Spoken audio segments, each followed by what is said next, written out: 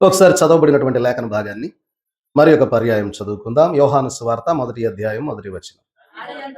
ఆది యందు వాక్యముండెను, వాక్యము దేవుని యొద్ద ఉండెను, వాక్యము దేవుడయి ఉండెను.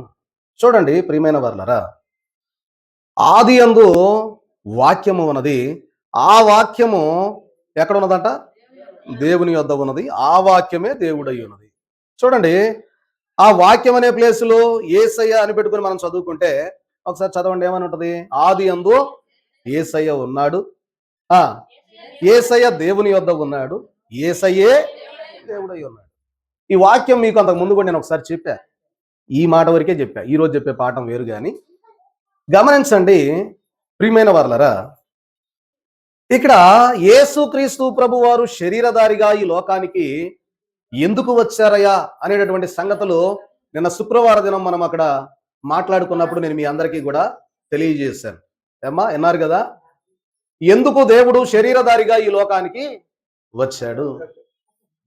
కాబట్టి గమనించండి ప్రియమైన వారలారా, యేసుక్రీస్తు ప్రభు వారు ఈ లోకానికి శరీరధారిగా ఎందుకు వచ్చాడో మనం నేర్చుకున్నాం. అయితే ఈరోజు మన పాఠం ఏంటి అంటే, యోహాను సువార్త 1వ అధ్యాయం 14వ వచనంలో మనం చూస్తే, ఆ వాక్యము శరీరధారి అయి కృపాసత్య సంపూర్ణుడిగా మన మధ్య నివసించెను. చూడండి, మనం జ్ఞాపకం చేసుకుంటే గత ఇంచుమించుగా 6 వారాలు ఈ యొక్క పాఠాన్ని మనం ధ్యానం చేసుకున్నాం. ఏంటిది? మానవుని యొక్క హృదయం. మానవుని యొక్క హృదయము, ఈ యొక్క పటములో ఉన్నటువంటి స్థితి ఎవరిది అంటే, ఒక పాపి యొక్క హృదయం ఇలా ఉంటది అని తెలియజేశాడు. ఒకసారి మరలా మనం జ్ఞాపకం చేసుకుంటే, పావురము దేవదూత హృదయానికి ఎక్కడున్నారు? బయట వైపు ఉన్నారు, హృదయంలోనికి రాలేదు. హృదయంలో ఉన్నదంతా ఏంటి అంటే గర్వము, కామాతురత, తిండిబోతుతనము, అలాగనే ఏమండి మరి తాంత్రిక విద్య, కోపము, సాతాను సంబంధ క్రియలు, అలాగుననే లోభత్వము, అలాగుననే సాతాను, అలాగుననే ప్రియమైన వాళ్ళ నక్షత్రం దేనికి సాదృశ్యం అని చెప్పాను? మనస్సాక్షికి. దేనికని చెప్పా?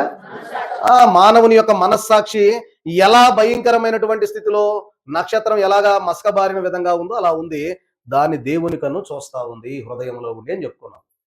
ఈ రోజు మన పాఠం ఏంటి అంటే, ప్రియమైన వర్లరా, ఈ యొక్క పాపి చూడండి, మనం జ్ఞాపకం చేసుకుంటే పాపములు ఒప్పుకున్నప్పుడు పరిస్థితి ఎలా ఉంటది, అది ఈరోజు పాఠం.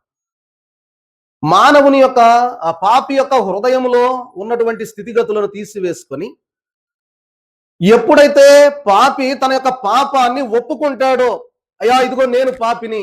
మరి నిన్న మనం అక్కడ విన్నదంతా అదే కదా. మన శేఖర్ గారు చెప్పింది ఏంటి? మానవుడు పాపంలో పడిపోయాడు, పాపం నుండి విడుదల కావాలి. విన్నారుగా మీరంతా. కాబట్టి ఈ యొక్క పాపికి హృదయము మారు మనస్సు కలగాలి, లేదా ఈ యొక్క పాపి హృదయంలోనికి వాక్యము వస్తే ఎలా ఉంటది? ఇందాక మనం చూసింది పాపి హృదయం. ఇప్పుడు చూస్తా ఉన్నది పాపాన్ని ఒప్పుకున్నటువంటి హృదయాన్ని చూస్తా ఉన్నాం. చూడండి, ఈ యొక్క ఫోటోలో మీరు జ్ఞాపకం చేసుకుంటే హృదయంలో అన్ని ఉన్నాయా లేదా? ఉన్నాయి. ఈ యొక్క పటంలో మనం జ్ఞాపకం చేసుకుంటే అవన్నీ కూడా ఏమైపోయాయి? పారిపోతా ఉన్నాయి. ఎప్పుడు పారిపోతాయి అంటే, దేవుని యొక్క వాక్యము హృదయంలోనికి వచ్చినప్పుడు, ఆ పాపాన్ని దేవుని ఎదుట ఒప్పుకున్నప్పుడు అలాగూ జరుగుద్ది. అర్థమవుతుందా? అంటే మీరు ఇక్కడ జ్ఞాపకం చేసుకోనండి. ఇక్కడ చూస్తే మీకు దేవదూత కనపడతా ఉన్నది. ఈ పటంలో కనపడుతుందా? చేతిలో ఏముంది? ఖడ్గము. ఇంకోటి ఏముంది? గుర్రె. చూద్దాం ఈ యొక్క, ఇప్పుడు అవన్నీ మనం నేర్చుకున్నాం. హృదయంలో ఉన్నటువంటి సాదృశ్యాలు, జీవులన్నీ మనం నేర్చుకున్నాం. ఈ రోజు మనం నేర్చుకోబోయే అంశాలు ఏంటి అంటే, దేవదూత చేతిలో ఉన్న ఖడ్గం ఏంటి, దేవదూత చేతిలో ఉన్నటువంటి పుర్రె ఏంటి, దేనికి సాదృశ్యంగా ఇది చెప్పబడతా ఉన్నది. ఈ యొక్క క్రిస్మస్ కాలంలో ఉన్నటువంటి మనము, యేసుక్రీస్తు ప్రభు వారు పశువుల తొట్టెలోనికి ఆయన రావడానికి గల కారణం ఏంటి, పశువుల తొట్టి మానవుని హృదయానికి ఎలా సాదృశ్యంగా చెప్పబడతా ఉన్నది అనే సంగతులు ఈ రోజు మనం ధ్యానం చేసుకుంటా ఉన్నాం గనక, చూడండి ప్రియమైన వారలారా, మనం జ్ఞాపకం చేసుకుంటే ఇక్కడ మనకు తెలియపరచబడిన రీతిగానే పాపాన్ని ఒప్పుకున్నటువంటి పాపి యొక్క హృదయం మనకు కనబడతా ఉన్నది. చూస్తే ఒక వాక్యాన్ని మనం చదువుకుందాం. హెబ్రీయులకు రాసిన పత్రిక 4వ అధ్యాయము 12వ వచనాన్ని మనం జ్ఞాపకం చేసుకుంటే,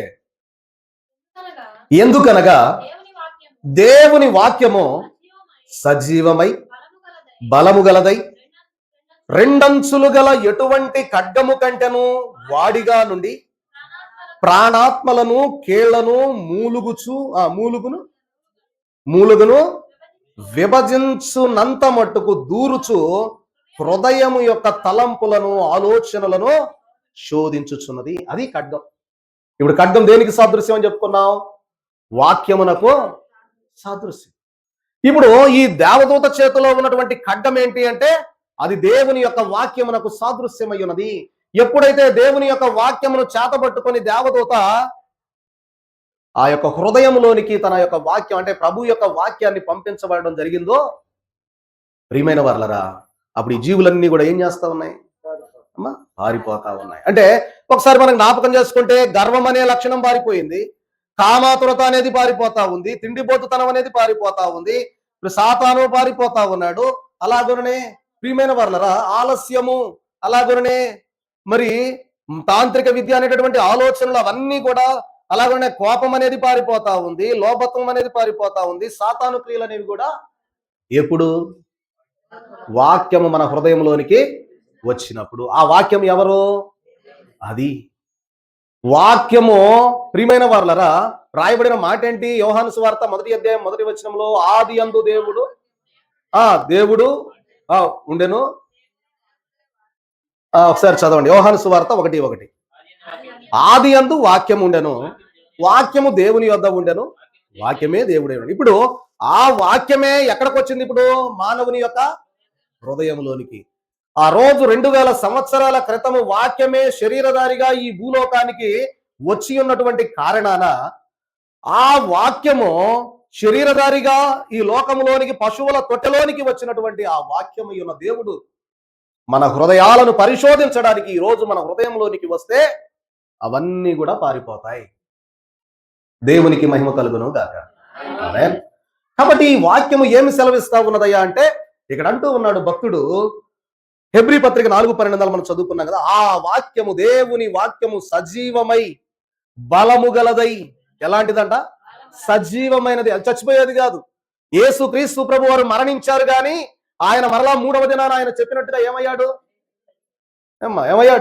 తిరిగి లేచాడు, పునరుద్ధానుడయ్యాడు. కాబట్టి ఆ వాక్యానికి మరణం లేదు. ఆ వాక్యము ఎలాంటిదయ్యా అంటే బలము కలిగినది, సజీవమైనది, బలము కలిగినది, రెండంచులు గల వాడి అయినా ఖడ్గము వంటిది. కత్తి ఉందనుకోండి, ఒకసారి ఇలా వేస్తే తెగిపోద్ది, ఇలా వేసినప్పుడు తెగుద్దా? కత్తికి ఒకవైపే పొదును ఉంటుంది మామూలుగా. ఇక్కడ అంటూ ఉన్నాడు, రెండంచుల వాడి గల ఖడ్గము. ప్రియమైన వారలరా, అంటే ఖడ్గం ఉంటే దానికి, ప్రభు యొక్క వాక్యానికి ఏముందంట? రెండంచులకి కూడా ఏముంది? పొదునుంది. వాక్యం అనేది రెండంచుల పొదును కాదు, ఇటేసినా తెగిపోతా ఉంటుంది.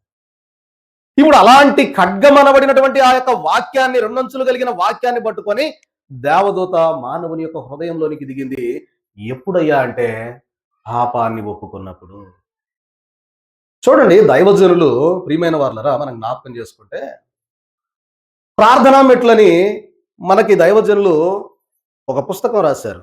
అమ్మా, ఎంతమందికి తెలుసు ఆ పుస్తకం ఉందన్న సంగతి? చదివారా లేదా తర్వాత సంగతి. అమ్మా, ఈ ప్రార్థనా మెట్లలో 7 మెట్లు ఉంటాయి. 1 మనోనిదానం, 2 పాపపు ఒప్పుదల, 3వది కనపడుతుందా? కనపడలేదా? ఓకే, మళ్ళీ కనపడలేదంటే మళ్ళీ పెద్ద చేయాలి. మనోనిదానం 1వ మెట్టు, 2వ మెట్టు పాపపు ఒప్పుదల, 3వ మెట్టు తీర్మానం, 4వది సమర్పణ, 5వది ప్రార్థన, 6వది స్తుతి, 7వది ఆ పైనే ఉంది కనిపెట్టుట పైన. అవి చేస్తే ఏమొస్తుంది? వచ్చింది. మీకు వచ్చింది అయ్య గారు?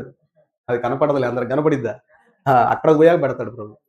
కాబట్టి ఇప్పుడు ఇక్కడ తెలియజేస్తూ ఉన్న మాట ఏంటంటే, మానవుని యొక్క హృదయంలోనికి వాక్యం అనేది రాగానే, పాపపు ఒప్పుదల ఎప్పుడైతే నువ్వు ఒప్పుకుంటావో అప్పుడు ఆటోమేటిక్గా దేవుని యొక్క వాక్యం నీ లోనికి రాగానే ఆ రెండో పని జరిగిపోద్ది. లేకపోతే ఒప్పుకోం.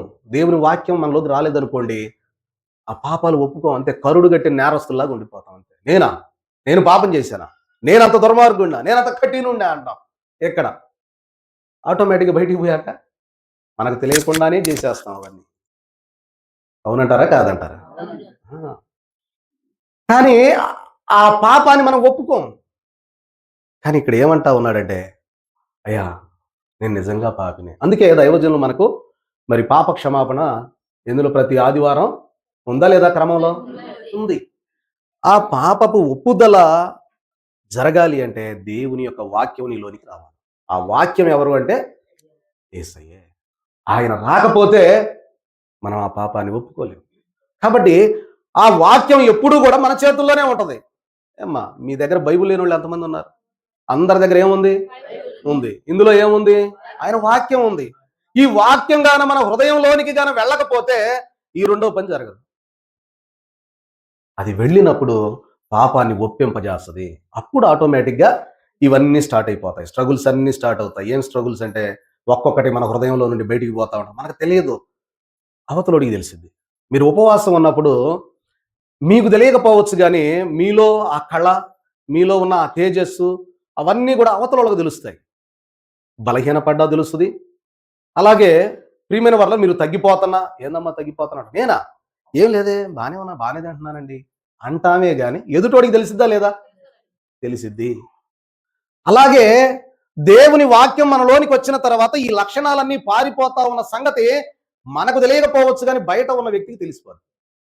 ఎదురుగా ఉండే వ్యక్తులకి తెలిసిపోదు. అది రావాలి. ఈరోజు క్రిస్మస్ గురించి మనం ఆరాధన చేసుకుంటా ఉన్నామంటే, ప్రభు మన దగ్గరకు వచ్చాడు అంటే, ఏంటి నీలోనికి ప్రభు రావాలి అంటే, ఈ యొక్క క్రిస్మస్ కాలంలో ఉన్నటువంటి మనము ప్రభు మన హృదయంలోనికి రావాలి అంటే, ఆ విధానంలో మనం ఉంటా ఉన్నామా లేదా? అది ఇంపార్టెంట్. అది లేకపోతే ఎన్నాళ్ళు గుడికొచ్చినా, బడికొచ్చినా అది అంతా కూడా ఏంటంట? వ్యర్థమే. కాబట్టి దేవుని వాక్యమును పట్టుకున్న దేవదూత ఎప్పుడైతే ఆ ఖడ్గము ధరించి తోలివేయడం ప్రారంభం చేసిందో అన్ని పరుగు పరుగున ఉన్నాయి. పరిశుద్ధాత్మక లైన్ క్లియర్ అయిపోయింది. అయిందా లేదా? అది. అప్పుడు పరిశుద్ధాత్మ నీలోనికి వచ్చేస్తుంది. కాబట్టి పరిశుద్ధాత్మ మనలోనికి రావాలి అంటే ముందే ఉండాలా? వాక్యం మన హృదయంలోనికి రావాలి. హృదయంలోనికి వాక్యం వచ్చినప్పుడు ఆటోమేటిక్‌గా ఇవన్నీ జరుగుతాయి. ఎప్ మనం 6 వారాలు ధ్యానం చేసుకున్నాం. మానవుని యొక్క హృదయంలో ఉన్న స్థితిగతులేంటి? ఆ పరిస్థితులేంటి? వాటి నుండి విడుదల పొందాలి అంటే దేవుని వాక్యం మనలోనికి రావాలి. వాక్యము యేసుక్రీస్తు ప్రభువారే. ఆయన మనలోనికి రావాలంటే పరిశుద్ధ గ్రంథంలో ఉన్న వాక్యాన్ని మనం హృదయంలోకి తెచ్చుకోవాలి. చదవటం కాదు. చదువుతాం. చదివినంత మాత్రాన మన హృదయంలో ఉంటదనుకోబాకండి అది పొరపాటు. నోటితో టప టప టప 5 నిమిషాల్లో 5 అధ్యాయాలు చదివేస్తాం. ధ్యానం చేయండి. ఆ వాక్యం ఈ రోజు నన్ను ఏ విధంగా పరిశోధన చేస్తుందని తెలుసుకోవాలి. అది అప్పుడు మందు పని చేస్తున్నట్టు. అర్థమవుతుందా నా మాట? మరణాత.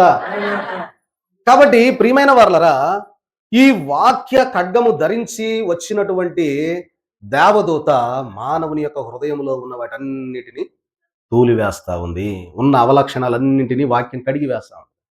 ఒకవేళ నా హృదయాన్ని తీసుకుంటే నేనెవరి మీదన్నా కోప్పడతా ఉన్నాను అనుకోండి. దేవుని వాక్యము నా హృదయంలోనికి వచ్చి ఉన్నప్పుడు ఒకవేళ నేను అటువంటి స్థితి కలిగి ఉంటే ఆ వాక్యం ఏమంటదో తెలుసా? వాక్యం అంటా ఉంది, "నువ్వు కోపగించుకో మాకు. కోపగించుకున్న వాడికి పరలోక రాజ్యం లేదు తెలుసా నీకు?" అని అన్నప్పుడు, "అయ్యో దేవా!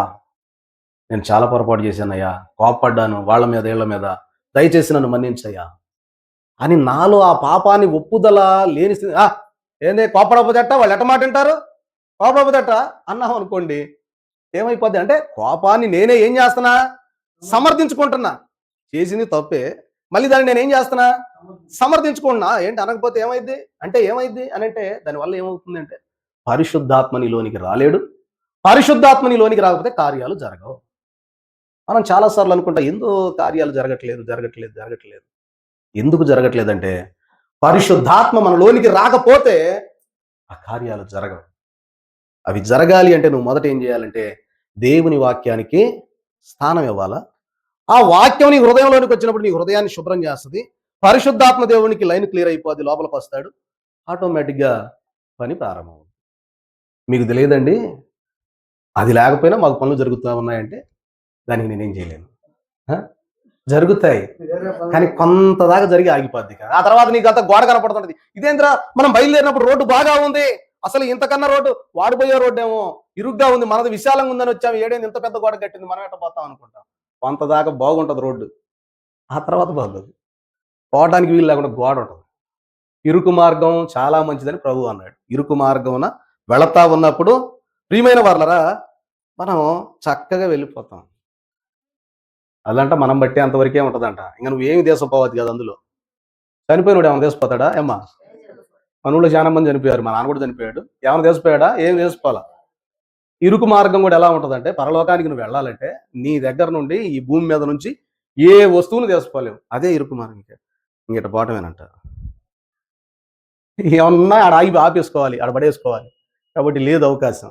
కాబట్టి ఇక్కడ ఏమంటా ఉన్నాడంటే, ఆ వాక్యము సజీవమై బలము గలదై రెండంచులు గల ఎటువంటి ఖడ్గము కంటేనో వాడిగా నుండి ప్రాణాత్మలను, కేళ్లను, మూలుగలను. మీకు ఎప్పుడైనా మూలిక తిన్నారా? ఎముకల్లో మూలిక ఉంటుంది, తిన్నారా? కేళ్లను, మూలుగులను వేరు చేసే అంత బలమైన ఖడ్గము అంటున్నాడు. మూలుగేడు ఉంటుంది, ఎముక లోపల ఉంటుంది. ఎముక బలంగా ఉంటుందా లేదా? ఆ ఎముకను సైతం తెంచివేసి మూలుగులోకి ఎలా వెళ్ళిద్దో ఖడ్గం, అంతకంటే బలమైనది వాక్యం అనే ఖడ్గం అంటున్నాడు ప్రభు. అది అంటే అలాగా హృదయాన్ని పరిశోధన చేయగలిగిందే వాక్యము, దేవుని వాక్యము. ఆ వాక్యమే శరీరధారిగా ఈ లోకానికి నరజన్మమెత్తి వచ్చిన యేసుక్రీస్తు ప్రభు వారు. ఈ యొక్క క్రిస్మస్ కాలంలో మనం ఆయన్ని అంగీకరించాలంటే ఆయన వాక్యాన్ని అంగీకరించాలి. ఆ వాక్యం అంగీకరించినప్పుడు, వాక్యం మనం ధ్యానం చేసినప్పుడు, మన హృదయాన్ని తట్టినప్పుడు ఆటోమేటిక్గా ప్రభు కడగడం మొదలు పెడతాడు. ఇది పాపి ఈ యొక్క హృదయంలో నుండి ఆయన పాపాన్ని ఒప్పుకున్నాక హృదయంలో ఒక పని స్టార్ట్ అయిపోయింది.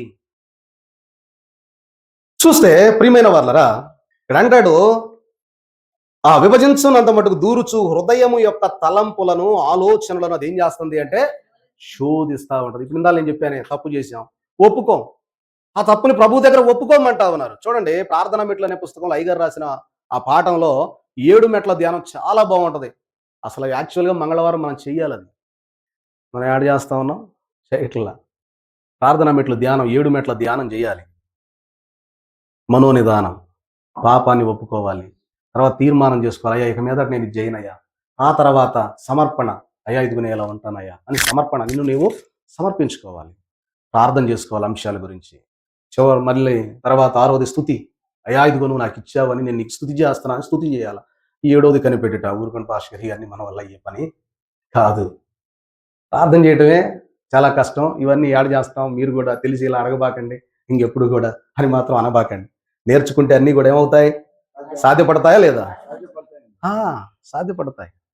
మోకాళ్ళు వేయటం తెలియని వాడు మొదట 5 నిమిషాలు, 2 నిమిషాలు, పావు గంట, అర్ధ గంట, గంట, 12 గంటలు వేస్తారు కొంతమంది. అలవాటైతే ఆటోమేటిక్ ఏమవుద్ది? అది మనలో పని ప్రారంభించేస్తుంది, అలవాటు అయిపోద్ది. అప్పుడు మోకాళ్ళు నలుపెక్కితే ముఖం ఏమవుద్ది? అవుద్ది. మనకు తెలిసిన మాటే, కానీ మనం చెయ్యాలి అది. సరే, ఒకసారి చూద్దాం. ప్రియమైన వాళ్ళరా, ఇక్కడ మనం జ్ఞాపకం చేసుకుంటే దేవుని యొక్క వాక్యము పాపమునకు ప్రియమైన వాళ్ళరా జీతం మరణమనియు, మనుషులు ఒక్కసారే మృతి పొందవలెనని నియమింపబడెను, ఆ తరువాత తీర్పు జరుగును అని హెబ్రీయులకు రాసిన పత్రిక 9:27లో ఈ మాట మనకు కనబడతా ఉన్నది. ఒకసారి చూడండి, హెబ్రీ పత్రిక 9:27 ఒకసారి చదువుకుందాం. మనుషులు ఒక్కసారే మృతి పొందవలెనని నియమింపబడెను, ఆ తరువాత తీర్పు జరుగును. అలాగుననే క్రీస్తు కూడా అనేకుల పాపముల ధరించుటకు ఒక్కసారే అర్పింపబడి తన కొరకు కనిపెట్టుకొని ఉండువారి రక్షణ నిమిత్తము పాపము లేకుండా, అది సంగతి. కాబట్టి ప్రియమైన వారలరా, మనం చేయవలసినటువంటి విధానం ఏంటంటే, పాపానికి జీతం ఏంటంట? అది పాపానికి జీతము మరణము. కాబట్టి ఆ విషయంలో మనం జాగ్రత్త కలిగి ఉండాలి. ఇక్కడ అదే అంటా ఉన్నారు ప్రభు. పౌలు గారు చెప్పిన మాట ప్రియమైన వారలరా తెలియజేస్తూ ఉన్న మాట 9:27లో చెప్పిన మాట, మనుషులు ఒక్కసారి మృతి పొందవలెనని నియమింపబడెను, ఆ తరువాత తీర్పు జరుగును. కాబట్టి మనిషి ఒకసారి మృతి పొందిన తర్వాత రెండోసారి మరణించకూడదు. అది ఇంపార్టెంట్. మనుషులందరికీ మరణం ఉంటది, ఉండిద్దా ఉండదా? ఉంటే భూమి చాలదు, అందరం మృతి పొందాల్సిందే. కానీ రెండవ మరణం ఉండకూడదు. ప్రతి మనిషికి ప్రియమైన వాళ్ళరా భక్తులు చెప్పిన మాట ఏంటంటే, ప్రతి మనిషికి 2 మరణాలు ఉంటాయి, ఒక జన్మ ఉంటుంది. ఒక జన్మ ఉంటుంది, 2 మరణాలు ఉంటాయి. కానీ యేసు క్రీస్తు ప్రభువుని విశ్వసించిన వాడికి 2 జన్మాలు ఉంటాయి, ఒక మరణం ఉంటుంది అన్నారు. మీలో మొదటిది ఎంతమందికి కావాలా, రెండోది ఎంతమందికి కావాలా? రెండోది అంటే మీకు అర్థమైంది. ప్రతి మనిషికి ఒక జన్మ 2 మరణాలంటే మొదటి మరణం భూమి మీద, రెండవ మరణం పాతాళం, నరకానికి వెళ్ళిపోతాడు. 2 జన్మలు ఒక మరణం అంటే మొదటిసారి తల్లి గర్భంలో నుండి జన్మించాడు, రెండవసారి నూతనంగా బాప్తిజం ద్వారా జన్మించాడు, ఆ తర్వాత ఈ భూమి మీద మరణిస్తాడు, అంతే. ఇక రెండవ మరణం అనేది లేదు అతనికి. ప్రభునందు పరలోకంలో ఉంటాడు, అతనికి రెండవ మరణం అనేది లేదు. మంచిది, మీ అందరికీ మరణాత బాగా శ్రద్ధగా వింటున్నారు. దేవునికి మహిమ కలుగును గాక. సరే, మంచిది. ప్రియమైన వాళ్ళరా, మరొకటిగా చూస్తే దేవదూత చేతిలో మరొకటి ఉంది. ఏంటది? ఇంకోటి పుర్రే. సరే, ఇక్కడ చూడండి, ఇది బాగుంది. కనపడుతుందా? ఏమున్నాయి ఆమె దగ్గర? పుర్రెలు ఉన్నాయి. ఈ దేవదూత చేతిలో ఒకటేమన్నా ఖడ్గం ఉంది, దేవుని వాక్యమునకు సాదృశ్యంగా. పుర్రె కూడా చేతిలో ఉంది. పుర్రె దేనికి సాదృశ్యం అనేది మనం జ్ఞాపకం చేసుకుంటే చూడండి, ప్రియమైన వారలరా, ఈ కపాలం అనేది దేనికి సాదృశ్యంగా ఉన్నది అంటే ప్రతి మానవునికి మరణం ఉన్నదని తెలుపుతా ఉన్నది. ఏంటంట? ప్రతి మానవునికి మరణం ఉన్నది అనే సంగతి ఒక చేత్తో పట్టుకొని, ఒక చేత్తో దేవుని యొక్క వాక్యాన్ని తీసుకొని హృదయంలో తిరుగుతా ఉంది. ఇదిగో మరణం ఉంది చూసావా, మరణం ఉంది చూసావా, ఇప్పుడే నువ్వు సిద్ధపడు, లేదా అక్కడ ఉంటది నీకు భజన, జాగ్రత్త అని. ఎప్పుడైతే పాపి అంగీకరించాడో దేవుని వాక్యాన్ని తన హృదయంలోనికి వచ్చిన తర్వాత ఈ పుర్రె తెలియజేస్తూ ఉన్న మాట ఏంటంటే ప్రతి మానవుడికి కూడా మరణం ఉన్నది, జాగ్రత్త అని తెలియజేస్తూ అంటూ ఉన్న మాట ఏంటో తెలుసా? ప్రియమైన వారలరా, ఇదిగో ఈ శరీరం ఉందే, ఈ శరీరం ఉందే, ఈ శరీరాన్ని నువ్వు ఎంతో ప్రేమించావుగా. మనం కూడా మన శరీరాన్ని ప్రేమిస్తాం లేదా? పొద్దున్న లేవగానే బ్రష్ చేస్తాం, పొద్దున్నే టిఫిన్ చేస్తాం, మధ్యాహ్నం దీనికి భోజనం వేస్తాం, మళ్ళీ సాయంకాలం వేస్తాం, మధ్యలో ఏదైనా అవసరం అయితే పునుగులు బజ్జీలు వేస్తాం. అమ్మా తినరా మీరు ఎవరు పునుగులు బజ్జీలు? వేస్తూ ఉంటాం కదా. అంటే ఈ శరీరాన్ని ప్రేమిస్తాం, దీనికి అన్ని మంచి మంచి వస్త్రాలు దొరుకుతాం, శుభ్రంగా స్నానం చేస్తాం, మంచి వస్త్రాలు వేస్తాం. ఈ శరీరాన్ని ఎంత ప్రేమిస్తా ఉన్నావే? ఈ యొక్క శరీరాన్ని ఎంతో ప్రేమించి దుస్తులు, ఆహారముతో, శ్రద్ధతో కాపాడుతూ ఉన్న ఈ శరీరము, ప్రియమైన వారలారా, కోరిన ఆశలన్నింటినీ తీర్చుకొనుటకు అనుగుణంగా నడిపించబడిన ఈ శరీరము ఒక్కసారిగా మృతి పొందిన తర్వాత ఇంక నీతో రాదు. వచ్చిందా? బాధపడతారు. ఆటోమేటిక్గా అది ఏమైపోద్ది? మట్టిలో కలిసిపోవాల్సిందే. అందుకనే వాక్యంలో కూడా ఉన్నది కదా, మన్నైనది వెనకటి వలె మంటికి చేరును, ఆత్మ దానిని దయచేసిన దేవుని యొద్దకు చేరు. కాబట్టి ఇక్కడ అంటూ ఉన్న ఈ యొక్క కపాలము చేతిలో ఉండగా తెలియజేసే మాట ఏంటంటే, ఇదిగో ఓ మానవుడా, మరణం ఉన్నది. నువ్వేదైతే ప్రేమిస్తా ఉన్నావో, ఈ లోకానుసారంగా నువ్వు ప్రేమిస్తా ఉన్న ఈ శరీరము, ఈ వస్తువులు, ఈ యొక్క మరి ఆహారం, ఇవన్నీ కూడా శరీరాన్ని బాగానే పోషిస్తా ఉన్నావు, పెంచుతా ఉన్నావు, దీనికి ఒక మరణం ఉన్నది. ఆ మరణం నీ దగ్గరకు వచ్చే లోపు ఆ వాక్యాన్ని అంగీకరించు, వాక్యం తీసుకో అని ఖడ్గం తీసుకొని బయలుదేరిన ఈ దేవదూత తెలియజేస్తూ ఉన్న 2 అర్థాలు, ఒకటి చేతిలో ఖడ్గం, రెండవది గుర్రె. అంటే దేవుడు తెలియజేస్తూ ఉన్న మాట, ప్రియమైన వారలారా, ఈ దేవదూత ఈ కపాలము తీసుకుని రావడం ద్వారా మనకు తెలియవలసినటువంటి స్థితిగతులు ఏంటి అంటే, శరీరం అనేది మనం విడిచి వెళ్ళవలసిందే కాబట్టి ఆత్మ మాత్రమే నిరంతరము జీవించున్నదై ఉన్నది. ఇది దేవుని న్యాయపీఠం దగ్గర రేపు నిలబడుద్ది. ఇక్కడ నిలబడుద్ది. ఇప్పుడు వీళ్ళంతా వాళ్లే. ఇక్కడ దేవుని దగ్గర ఆత్మ నిలబడినప్పుడు నువ్వు ఏం చేస్తావని అడిగితే నువ్వేం చెప్తావు? దేవునికి నీలో ఏముంటే చెప్తావు? ఏముంటే ఏం చెప్తావు చెప్పండి. మనలో ఏముండాలా అమ్మా?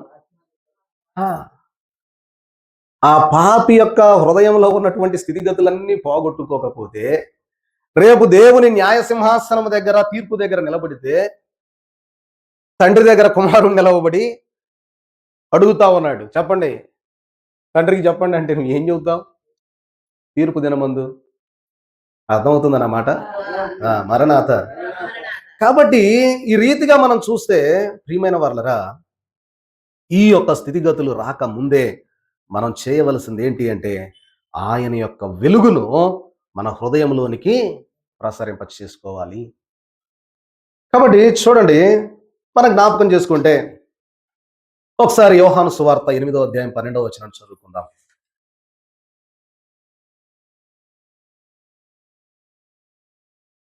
చదువుతారా? చదివానా? చదవండి.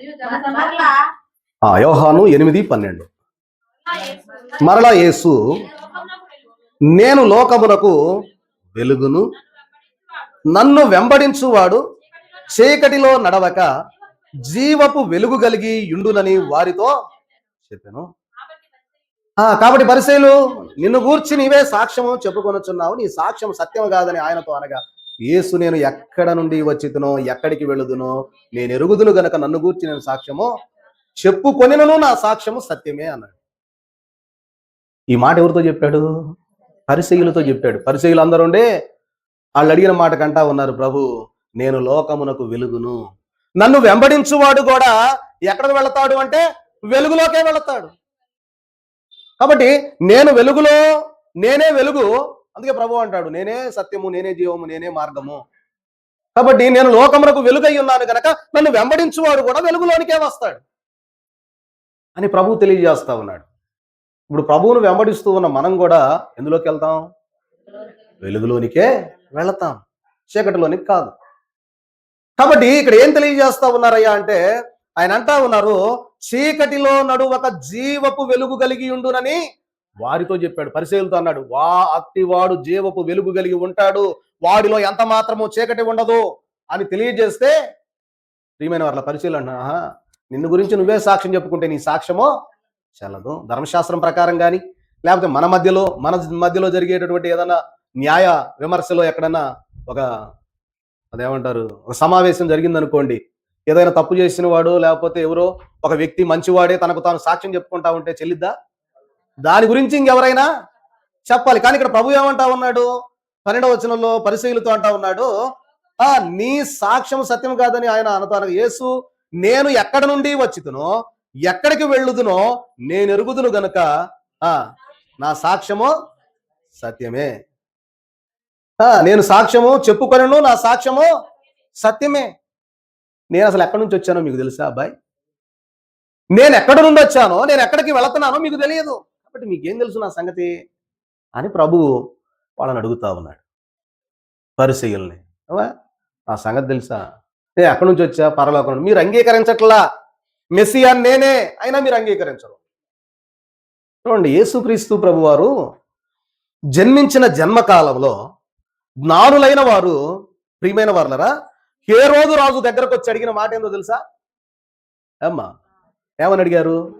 యూదుల రాజుగా పుట్టినవాడు ఎక్కడ అని ఎవరిని అడిగారు? హేరోదు రాజుని అడిగారు. హేరోదు రాజు ఆల్రెడీ యూదులకు రాజు.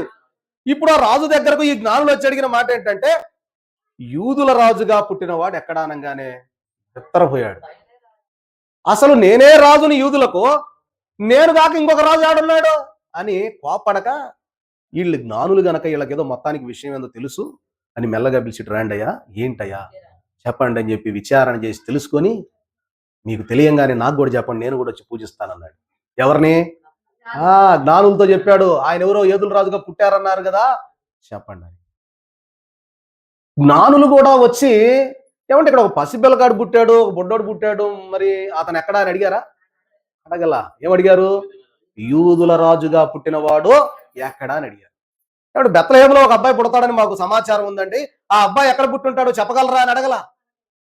యూదుల రాజుగా పుట్టినవాడు ఎక్కడా అనేటప్పటికి బెత్తరపోయాడు హేరోదు రాజు. వాళ్ళు 2 సంవత్సరాలు ప్రయాణం చేసుకుంటా వచ్చారు. కొంత పెద్ద సమూహంగా బయలుదేరి వచ్చారు. మార్గ మధ్యంలో వాళ్ళు వస్తూ ఉన్న క్రమంలో సమూహం అంతా కొంతమంది తిండి గురించో లేకపోతే నడవలేకో అంత సమయం గడపలేక కొంతమంది జ్ఞానులు ఆగిపోయారు. కానీ 3 జ్ఞానులు మాత్రం వాళ్ళని జోరాస్ట్రియన్ అని పిలుస్తారు. ఆ రాజుల్ని వాళ్ళుండే ప్రాంతాన్ని జందు అవస్థ అని పిలుస్తారంట. ఏమంటారు? జందు అవస్థ. మీరందరూ బాగా తెలిసిన జండూబాం ఉందా? ఆ జండూబాం వాళ్ళ దగ్గర నుండే వచ్చింది. అది దాని పేరు కానీ అది అంతా కూడా అక్కడి నుంచే వచ్చింది మనకి. జండూబాం జోక్ కాదండి, అది నిజమే. జండూబాం అనేది జందు అవస్థ అనే ప్రాంతం, ఆ యొక్క దేశం, ఆ ప్రాంతం నుంచి వచ్చిన మాట. కాబట్టి ప్రియమైన వాళ్ళరా, అంటే ఈ జ్ఞానులు కూడా యూదుల రాజుగా పుట్టిన వాడు ఎక్కడా, యూదుల రాజు ఎక్కడా అనేటటువంటి ప్రియమైన వాళ్ళరా ఆ మాట అడిగినప్పుడు చూడండి, ఎత్తరపోయాడు ఏ రోజు రాజు. నేనే రాజునైతే ఆ, ఆయన ఎక్కడి నుండి వచ్చాడు? యూదుల రాజుగా తెలుసుకొని రండి, నేను కూడా పూజిస్తా అన్నాడు. వత్తదే ఏం చేద్దామని? చంపుదాం. మనకంటే చూడండి, ఆ కాలంలో భయంకరమైనటువంటి క్రూరత్వం ఏంటి అంటే కన్న కొడుకును కూడా చంపేసేవాళ్ళంట అధికారం కోసం. కొడుకు పెరుగుతా ఉన్నాడు అనుకోండి, వీడొచ్చాడంటే మన పదవి పోయినట్టే కాబట్టి వీడిని వేసేద్దాం. కన్న కొడుకుల్ని కూడా చంపుకునేటటువంటి రాజులు, క్రూరత్వం కలిగిన రాజులు ఉన్నారు. కాబట్టి ఎక్కడైతే హేరోదు రాజుతో అన్నమాట యూదుల రాజు పుట్టాడన్నారో ఎప్పుడు చంపుదామని చెప్పి వాళ్ళు జ్ఞానులకి దేవదూత ప్రత్యక్షం, అబ్బాయి మీరు ఇలా కాదు, మీరు ఏ రోజు రాజు దగ్గరికి వెళ్ళొద్దు, ఈ సమాచారం చెప్పడం, మీరు వేరే రాజును వెళ్ళిపోమంటే జ్ఞానులు వేరే మార్గం వెళ్ళినప్పుడు అప్పుడు అనుకున్నాడు, వాళ్ళందరిని పిలిపించి జ్ఞానులు వచ్చినప్పుడే అడుగుతాడు, యూదుల రాజా ఇక్కడ ఎందుకు, అసలు ఎవరు నేనే కదా అని అన్నప్పుడు ఒకసారి వాళ్ళ దగ్గర ఉన్నటువంటి శాస్త్రులను పిలుస్తాడు. పిలిచి యూదుల రాజు ఇక్కడ పుడతాడని చెప్పారంటే ఒకసారి చూడండి రా బాబు అంటే వాళ్ళు ప్రవచన గ్రంథాలన్నీ తిరగేసి మేక 5:2 తీసి చదువుతారు. ఒకసారి మేక 5:2 చదవండి, ఏముందో మీకా గ్రంథం 5:2 చదువుతారు, చదివాను చదవం. మీకా 5:2 బెత్లెహేము ఎఫ్రాతా యూదా వారి కుటుంబములలో నీవు స్వల్ప గ్రామమైనను నా కొరకు ఇశ్రాయేలీయులను ఏలబోవాడు నీలో నుండి వచ్చును. చూసారా ఏమన్నాడు? బెత్లెహేము ఎఫ్రాతా స్వల్ప గ్రామమైన ఇశ్రాయేలును ఏలబోవాడు నీలో నుండి వస్తాడు, ఓ బెత్లెహేమ అని చెప్పాడు. కాబట్టి బెత్లెహేములో పుడతాడయ్యా ఉంది మేకా గ్రంథంలో, మేకా ప్రవక్త రాశాడు అంటే చూడండి రా ముందు ఆ సంగతి చూడండి అన్నాడు. అంతేగాని ఈ శాస్త్రులు ఎప్పుడైతే యూదుల రాజు మెస్సయ్య పుట్టాడని గ్రంథాలు ఆడ పడేసి వెంటనే పరిగెత్తుకొని పోవాల్సింది, మరి పోలా. పరిసయ్యులు శాస్త్రులు ఎమ్మటి అక్కడ పడేసేసి నిజంగా మెస్సయ్య పుట్టాడు అని పరిగెత్తాల్సింది. యూదుల రాజు ఎక్కడుంటే మెస్సయ్య అక్కడ పుట్టడం ఏంది అనుకున్నారే తప్ప గ్రంథంలో ఉన్న ప్రవచనాన్ని వాళ్ళు నమ్మలా, వెళ్ళలా. కాబట్టి పరిసయ్యులతో ఇప్పుడు ప్రభు అంటూ అన్నమాట, నేను వెలుగునని చెబితే నా సాక్ష్యం మీరేమంటున్నారు? నమ్మట్లేదు. మెస్సయ్య పుడతాడని వాక్యంలో ప్రవచనం ఉంటే అది నమ్మలేదు మీరు, ఇది నమ్మరు, ఏది నమ్మరు. కాబట్టి అసలు మీకు చెప్పాల్సిన పని లేదు, లేపోండి అన్నాడు. అందుకే నేను మీకోసం రాల, నీతిమంతుల కోసం మీరు అనుకుంటున్నారు కానీ మీకోసం కాదు, నా ఉన్నారు వాళ్ళ కోసం నేను వచ్చాను అన్నాడు. అమ్మా సరే, సమయం అయిపోతుంది కనుక నా మాటలు ముగిస్తున్నా. చూడండి, ఇక్కడ మనం జ్ఞాపకం చేసుకుంటే తెలియజేస్తూ ఉన్నటువంటి మాట, ఎప్పుడైతే మన యొక్క హృదయంలోనికి పరిశుద్ధాత్మ ప్రవేశము జరిగి దేవుని యొక్క వెలుగు ప్రియమైన వాళ్ళరా హృదయంలో ఉంటుందో అప్పుడు పరిశుద్ధాత్మ లోపలికి రావడానికి, దేవుని వెలుగు ఎప్పుడైతే హృదయంలోనికి వచ్చిందో పరిశుద్ధాత్మ రావడానికి ఏమైపోయింది? సహాయం కలిగింది. అర్థమవుతుందా? కాబట్టి ఎప్పుడైతే ఈ వెలుగు వచ్చిందో ఆ వెలుగు దాటికి ప్రియమైన వాళ్ళరా జీవులన్నీ కూడా పారిపోతా ఉన్నాయి. వాక్య ఖడ్గం దేవుని వెలుగు, వాక్య ఖడ్గం ద్వారా దేవుని వెలుగు, పరిశుద్ధాత్మ ప్రవేశము, అందులో ఉన్నటువంటి వికారమైన చాష్టలన్నీ కూడా బయటికి వెళ్ళిపోయి, ఇది పాపి యొక్క హృదయము. కాబట్టి ప్రియమైన వారలారా గమనించండి, మరొక వచనం చదువుకొని ముగించేద్దాం. కాబట్టి మన యొక్క పాప హృదయానికి కూడా మరి ప్రకాశం, వెలుగు అనేది కావాలి అంటే చూడండి, లోకమునకు వెలుగై ఉన్నటువంటి యేసు క్రీస్తు ప్రభు వారిని మనము అనుసరించవలసిన వారమై ఉన్నామని ఈ యొక్క పటం మనకు తెలియజేస్తా ఉన్నది. కాబట్టి ప్రియమైన వారలారా మన హృదయంలో పాపపు చీకటిని కానీ, స్వనీతితో కూడిన కార్యముల వల్ల కానీ, మన యొక్క సొంత ప్రయత్నముల వల్ల కానీ, మన యొక్క సొంత జ్ఞానము వల్ల కానీ, ఏ మానవుడు కూడా తత్వ జ్ఞానము వల్ల కానీ కూడా వీటిని పారద్రోలలేవు. కానీ ఏదైనా తత్వవేత్త దగ్గరకో, ఏ శాస్త్రవేత్త దగ్గరకో, లేకపోతే ఏ జ్ఞాని దగ్గరకో నువ్వు వెళ్ళినా ఈ లక్షణాలు నీలో నుండి తీసేయలేడు. తీసేయగలుగుతాడా? మా నాన్న మంచి జ్ఞానవంతుడు, జ్ఞానం అనుకోండి, నాలో ఉన్న కోపాన్ని ఆయన తీసేయగలుగుతాడా? తీసేయలేడు. అది జరగని పని. ఒక ప్రభువు యొక్క వెలుగు మనలోనికి ప్రకాశింపకపోతే ఈ లక్షణాలు అలాగే ఉండిపోతాయి. కాబట్టి దేవుని వాక్యం మనలోనికి రావాలా, ప్రభు ఈ క్రిస్మస్ కాలంలో మన హృదయంలోనికి రావాలని తెలియజేస్తూ ఉన్నాడు ఈ భక్తుడు. కాబట్టి అతి శ్రేష్టమైనటువంటి మార్గము, త్వరలో ఫలితములనిచ్చే మార్గము ఏంటి అంటే వెలుగైన యేసు క్రీస్తు ప్రభు వారిని మన హృదయంలోనికి ఆహ్వానించుకోవడమే ఒక గొప్ప మార్గం. ఈ క్రిస్మస్ కాలంలో వాక్యం వింటూ ఉన్న వారలారా నీ హృదయాన్ని దేవునికి ఇస్తావా? ఈ రోజు ప్రభు అడుగుతున్నాడు, మన రాత్రి కాలంలో కూడా నేను మీకు వాక్యం చెప్పినప్పుడు అదే నేను మీకు తెలియజేశాను. ప్రభు అడుగుతున్నది ఏంటి అంటే, నీ హృదయాన్ని దేవునికి ఇస్తావా? నీ హృదయంలో ఉన్న కఠినత్వాన్ని రోజు నువ్వు దేవుని యొద్ద ఒప్పుకొని దాని నుంచి తప్పుకోగలిగితే, పాపాన్ని ఒప్పుకోగలిగేటటువంటి హృదయము నీ యొక్క విధానంలో ఉంటే దేవుడు తప్పకుండా నీతో మాట్లాడతాడు అనే సంగతులు ఈరోజు మనం వింటూ నేర్చుకుంటూ ఉన్నాం. కాబట్టి ప్రియమైన వారలారా, చూడండి, తత్వజ్ఞానం వల్ల కానీ లేకపోతే మరొకటి సొంత జ్ఞానం వల్ల మనం జ్ఞానులు అనుకుంటా. చాలా మంది ఒక్కోసారి ఏమనుకుంటామంటే, నాకంటే జ్ఞానవంతుడు ఎవడు లేడు అనుకుంటాం ఎమ్మటే, మనకున్నటువంటి జ్ఞానాన్ని బట్టి. ప్రియమైన వారలారా, నక్షత్రాలు, చంద్రుడు కూడా వెలుగునిస్తాయి. ఇస్తాయా ఇవ్వవా? ఎప్పుడు ఇస్తాయి? అవి పగులు కూడా ఉంటాయి. సూర్యుడు రాగానే ఏమైపోతాయి? అవి కనపడతాయా? వాటి వెలుగు ఎంత? అది రాత్రిపూట కనబడే కొద్దిపాటి వెలుగే. కానీ ఎప్పుడైతే సూర్యుడు వచ్చాడో చంద్ర నక్షత్రాలు కూడా ఆకాశ మండలంలో ఉంటాయి, కానీ సూర్య కాంతి దాటికి నక్షత్రాల కాంతి ఏమైపోద్ది? అది పనిచేయదు ఇంకా. అలాగే నీతి సూర్యుడైనటువంటి యేసుక్రీస్తు ప్రభువారు మన హృదయంలోనికి రాకుండా ఏదో మన సొంత జ్ఞానం, సొంత తెలివి ఇవన్నీ ఉపయోగించామనుకోండి, ఆయన కాంతి ముందు, ఆయన తెలివితేటల ముందు నీ తెలివితేటలు ఓరక అది నీళ్లు బారబోసినట్టే, కాసేపటికి భూమి పీల్చుకుంటుంది, అయిపోదు. కాబట్టి దేవుడు సెలవిస్తూ ఉన్నటువంటి మాట, ప్రియమైన వర్లరా, తేజోమయుడైన నీతి సూర్యుడు మనకున్నాడు. ఆయనను అంగీకరిస్తే మన హృదయాన్ని బాగు చేస్తాడు. కాబట్టి ఒకప్పుడు యేసు ప్రభు యెరూషలేము దేవాలయంలోని ప్రవేశించినప్పుడు కూడా ఇక్కడ జరిగిన సందర్భాలు మీ అందరికీ తెలుసు. నేను చాలాసార్లు చెప్పాను. అక్కడ రోకలు మార్చేవారు, వస్తువులు అమ్మేవారు, భయంకరమైన వ్యాపారాలు చేసుకుంటా ఉంటే ప్రభు కొరడా పట్టుకొని ఏం చేశాడు? కాళ్ళు బేని తీసుకొని బెయ్యి అని బాదాడు. దెబ్బకు వారిపోయారు. అట్లానే ఈరోజు వాక్యం నీ హృదయంలోనికి వస్తే వాటన్నిటిని అలా బాధిపడేస్తారన్నమాట. మన హృదయంలో నిలవనివ్వదు. ఇది పాపి హృదయం నుండి పాపాన్ని ఒప్పుకున్న మానవుని యొక్క హృదయం ఇలా ఉంటుంది. మన హృదయం కూడా ఈ స్థితిలోనికి రావాలి. ఇంకా చాలా ఉంది సంగతి. రేపు వచ్చే వారం ఈ పాపి మారు మనస్సు పొందితే వాడి హృదయం ఎలా ఉంటుంది అనేది రేపు వారం మీకు తప్పకుండా తెలియజేస్తాను.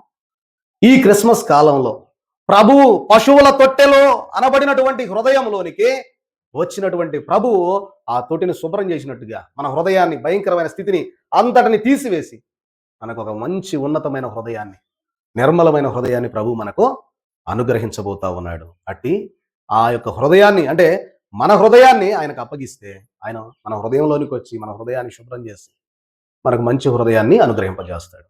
అట్టి దీవెన, ఆశీర్వాదం ఈ క్రిస్మస్ దినాల్లో ప్రభు మీకు దయచేయును గాక. మనందరకును దయచేయును గాక.